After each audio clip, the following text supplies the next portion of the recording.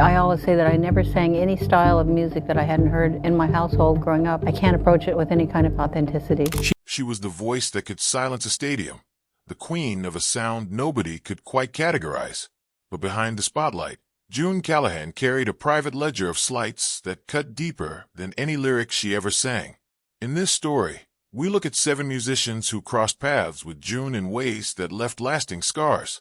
From backstage betrayals to public humiliations, these are the untold tensions behind one of music's most graceful careers.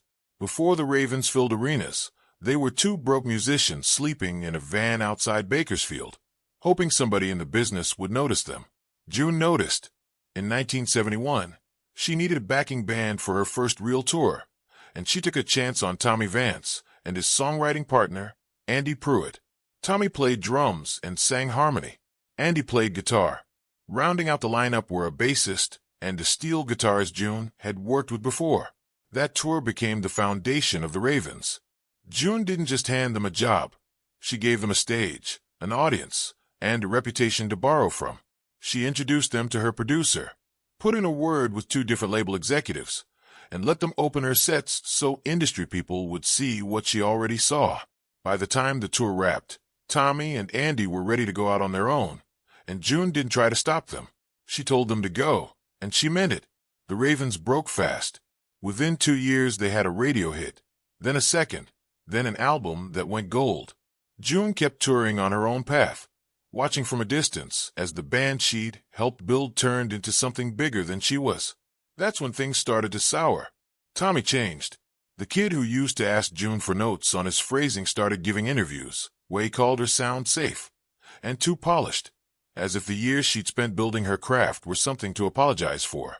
June felt the sting of it, not because she needed the credit, but because she remembered exactly how unfinished his own voice had been the day she found him. What really ended things wasn't the interviews. It was smaller than that. June found out Tommy had been using her name to get into venues on a tour that had nothing to do with him, telling promoters he was with June's people to walk backstage at shows he had no business attending. When she found out, she pulled his passes herself and told her tour manager he wasn't welcome again. She didn't make a scene. She didn't call a reporter. She just closed the door, quietly, and never opened it again. Long before the Ravens, in 1968, June was still finding her footing, singing with a scrappy trio that had 1 regional hit and a lot of unpaid gigs. That was the year she opened for Danny Cole, a rising frontman known as much for his chaos as his voice. One night, mid-song, Danny walked out from the wings, crossed the stage, and pulled June toward him for a kiss she hadn't agreed to. In front of a sold-out room, she froze. The crowd didn't know what they were watching. June finished the song, but the moment had already been taken from her and turned into someone else's punchline. It wasn't really about her. Danny had a habit of using other performers as props in his own spectacle, and by then his drinking had made his judgment worse, not better. June didn't confront him that night. She wasn't a person who made noise in hallways, but she quietly told her booking agent she wouldn't share a bill with him again, and she meant that too. A few weeks later, in a radio interview, Danny took another shot, calling her music gentle and her spine softer than her voice. It landed harder than it should have, coming from someone with that much reach. June didn't answer him publicly. She kept working. Within a few years, Danny's chaos caught up with him, and his career ended long before hers had really begun. June never spoke about it. She didn't need to. Any dominated by men, and Robbie Kessler was one of the year's most respected songwriters, known for stripped-down protest music and a temper to match his convictions. They crossed paths at a 1976 benefit concert for farm workers, a lineup June had joined because she believed in the cause, not because she needed the exposure. Robbie had a specific idea of what protest music should sound like: raw, urgent, unpolished.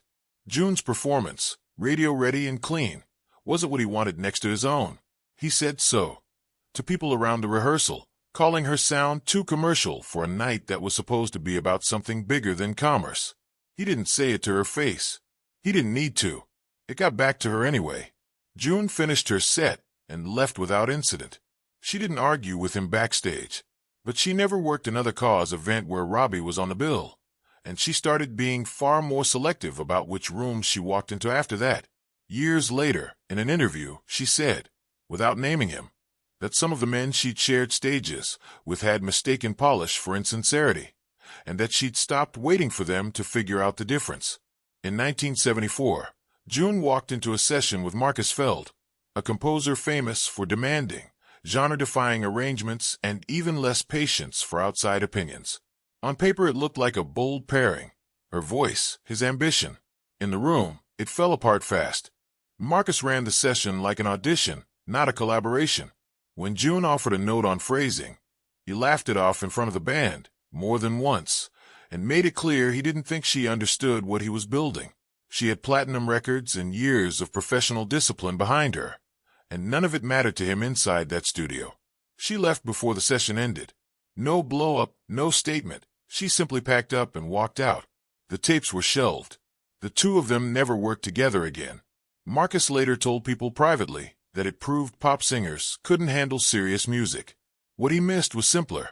June didn't need to master his style.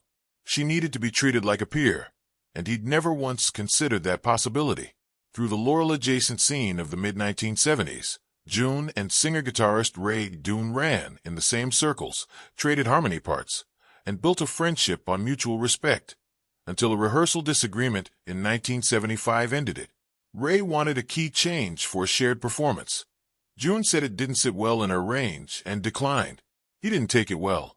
Weeks later, in a magazine interview, Ray dismissed her career outright, calling her sound manufactured and suggesting the studio had built her voice more than she had. It was a public swipe at her credibility from someone she'd trusted. June didn't respond in print. She simply removed him from her orbit, off her guest lists, out of a planned session that would have included his harmonies, gone from her life entirely. The producers reworked the session without him. Ray's comment followed him for years, long after he'd quietly admitted, without ever fully apologizing, that he'd made mistakes during that stretch of his life. By 1979, June had crossed every genre line she wanted to and built a reputation for versatility that few of her peers could match. Eddie Marsh, an up-and-coming voice in the new wave scene, wasn't impressed. Backstage at a festival in Cleveland, he told reporters her headlining set was background music for brunch, a calculated jab meant to separate his rebellious image from her polish. When June heard about it, she went to find him. He doubled down instead of backing off, tossed another insult her way, and walked off without explanation. She didn't chase him for an apology. Instead, she quietly became more careful about which festivals she agreed to play, avoiding lineups stacked with performers looking for a fight. Eddie's comment followed him for years. He eventually admitted, much later, that he'd been arrogant and young. June never brought it up again. Her next record, a total departure from anything expected of her, did the talking she never bothered to do herself.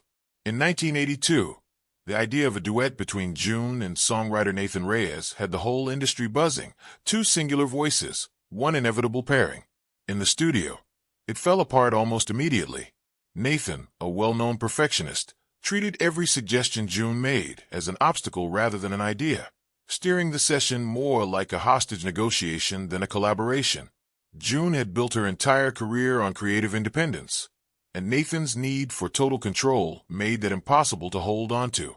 The sessions dragged on, tense and joyless, until June finally decided the track wasn't worth finishing. It never got released. The industry wondered for years what might have been. For June, it wasn't a loss. It was a lesson in knowing exactly when to walk away from something that no longer served her, no matter how much attention it might have brought. What connects all 7 of these stories is an outrage. June Callahan never held a press conference, never wrote a tell-all, never spent her energy trying to win an argument in public. Every time someone crossed a line with her, she responded the same way. She closed the door quietly, kept working, and let the music answer for her. That restraint wasn't weakness.